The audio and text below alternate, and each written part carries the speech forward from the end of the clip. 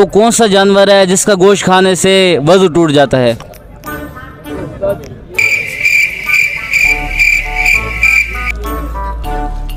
वो हराम जानवर ही होगा बेटा। नहीं नहीं, हलाल जानवर है, हलाल है।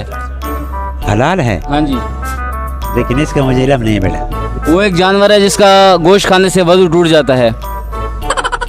वो उसका मुझे इल्म नहीं है बेटा। नहीं है? तुक्का लगाएं, सोचें थोड़ा सा। आप सिगरेट पी रहे हैं, मुझे ये हलाल है हराम है?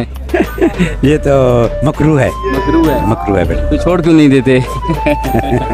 ये आदत है ना, फिर छोड़ देंगे इंशाल्लाह बेटा। अच्छा, वो जानवर हलाल है और जो उसको गोश्त है वो बड़ा मजेदार बनता है। लेकिन नहीं पता बेटा, मुझे इल्म नहीं है। नहीं है? चलो अभी हम आपको बताते हैं। बताएं। आप तुक्का लगाए ना पहले। तुक्का